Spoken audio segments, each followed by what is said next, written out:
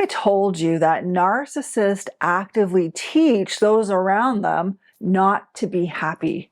Well, they do.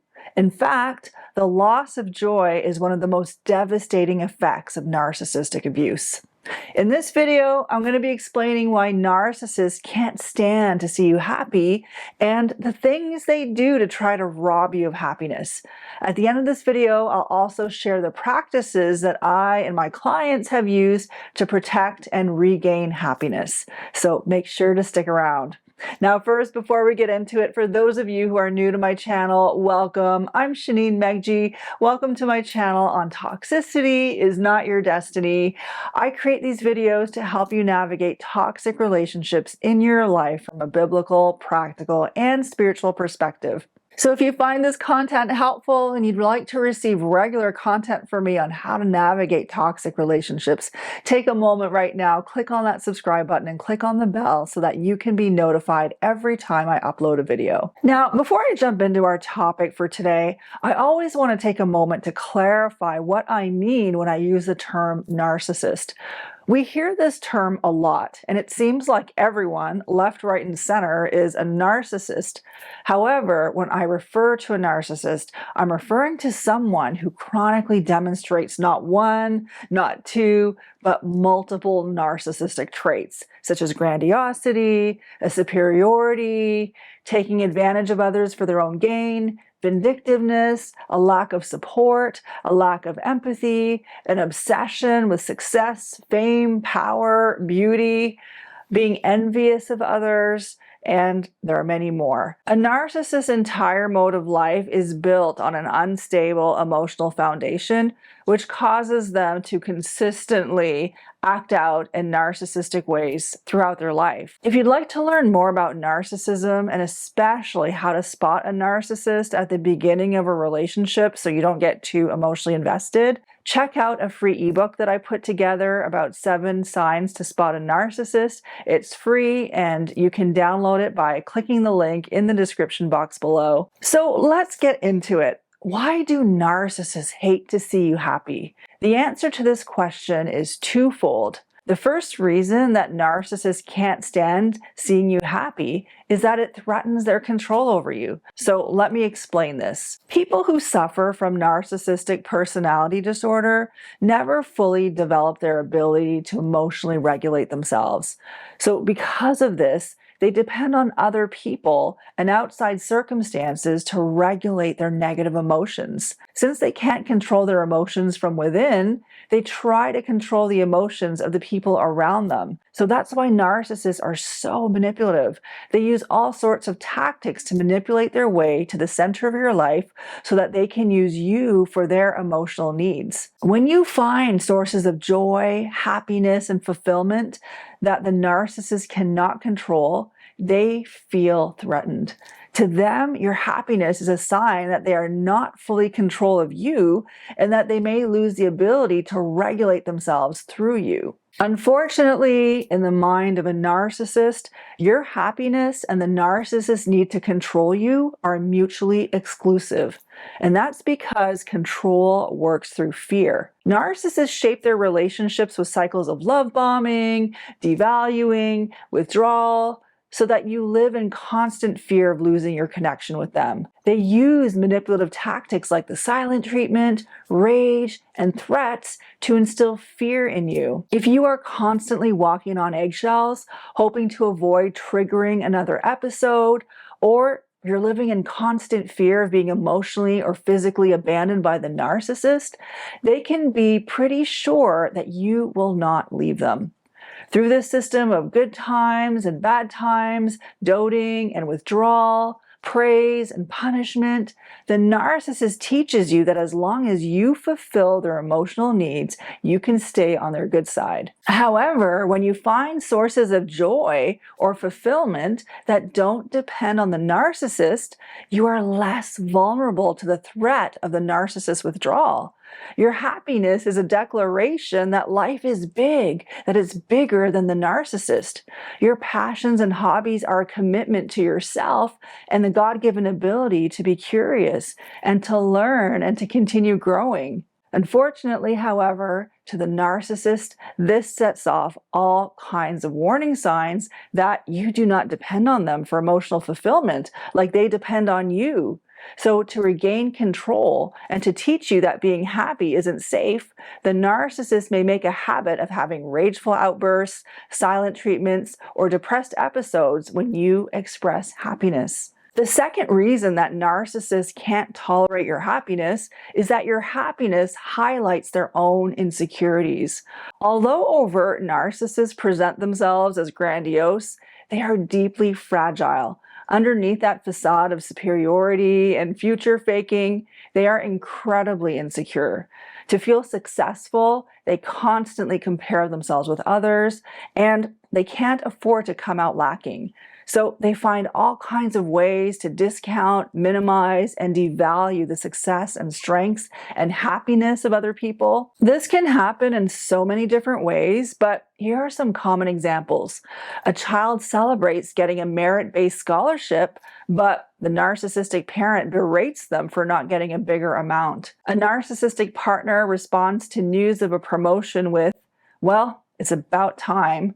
I guess they must be lowering the standards over there. Wow, amazing you managed to persuade them that you were worth it." And you get the idea. They might bring up irrelevant failures or other difficulties you're facing to distract you from success. Now, covert narcissists may respond in ways that are more subtle. They may try to instill guilt in you for being happy, or they might try to undermine your confidence. A covert narcissist may respond to your happiness with a lament of their own misfortune. They may indirectly guilt you for being happy when they're not, and demand that you show loyalty and love by being just as miserable as they are. So, for example, you might achieve a fitness goal, and the covert narcissist might distract from the achievement and try to undermine your confidence with phrases like, "Are you sure that's healthy? It's not like you're naturally strong. Make sure you don't injure yourself." Or, "You're not going to quit now that you made an achievement, right? Not like you did last time." Or, "That's cool, but honestly, you're still really an amateur. In the big grand scheme of things, it's not such a big deal." Or here's another situation. A coworker presents a great idea at a team meeting, but after the team meeting, a covert narcissistic colleague comments, "I was surprised you had the courage to speak up since you're just an assistant manager." Or, "Thanks for speaking up, even though you don't have much experience around here. It's nice that you're willing to contribute to the conversation when the more qualified coworkers aren't pulling their weight." Both overt and covert narcissists use tactics like these to distract you from your happiness and make you feel guilty or unworthy of being happy. Regardless of how openly a narcissist undermines your happiness, over time, your neurological system and your subconscious mind learns that being happy isn't a good idea.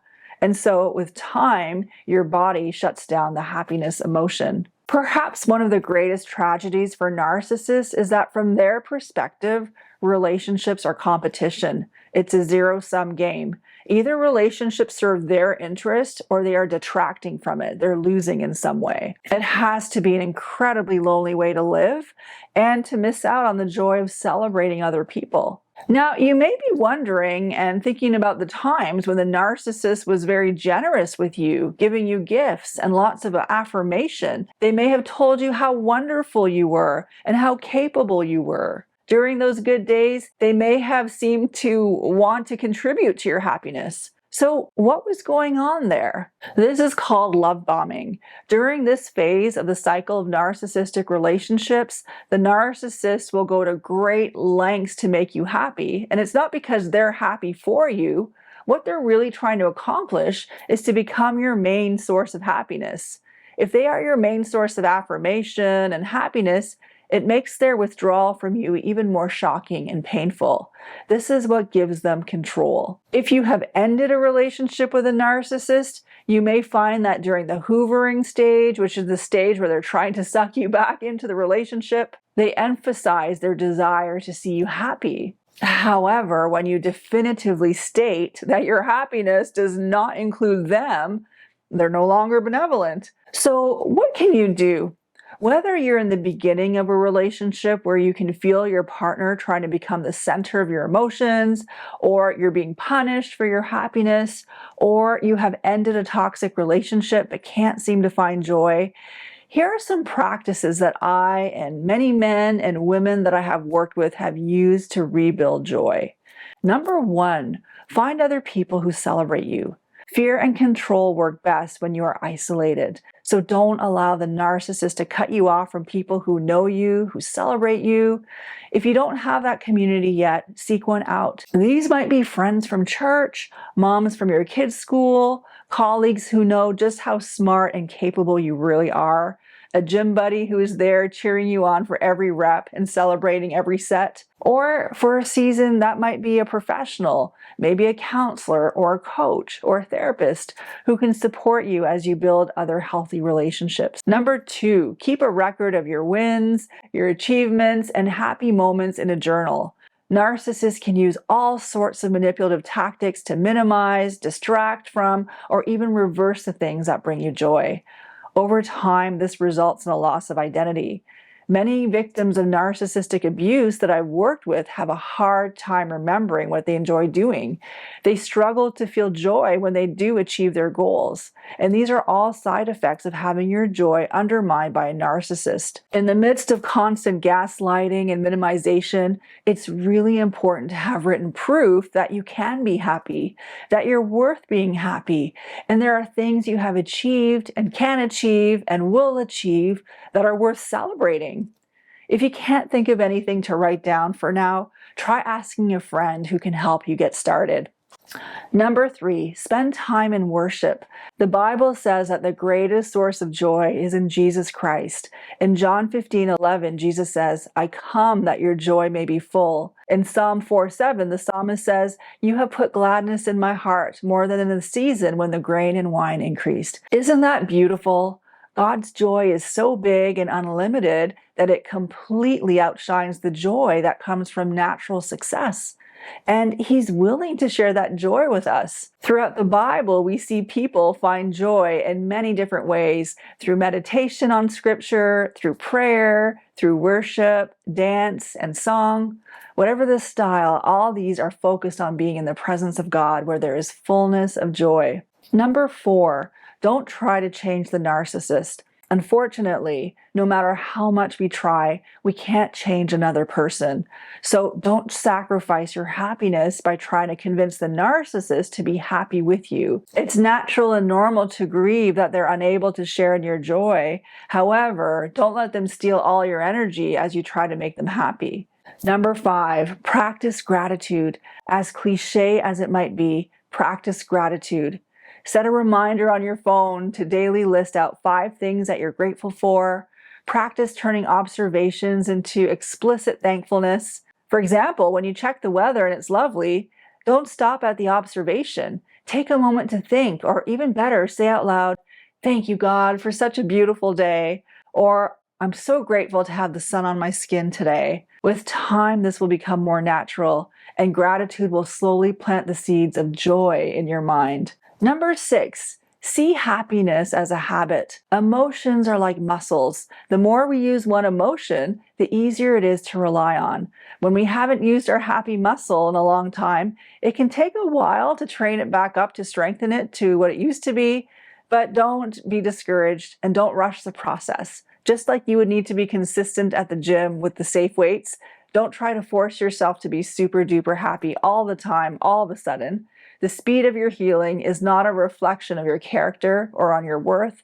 So be patient with yourself as you rebuild happiness. So I hope these tips were helpful. As I mentioned before, if you'd like to get more insight on how to spot a narcissist at the beginning of a relationship, check out my free ebook in the description box below. If you'd like to receive more content from me, don't forget to hit the subscribe button and the bell. And if you have other practices that you have found helpful in protecting your happiness, share about it in the comments below. I'm sure it will bless other people. And this brings me to the end of my video. Thank you so much for watching. I appreciate you. I look forward to seeing you in the next video.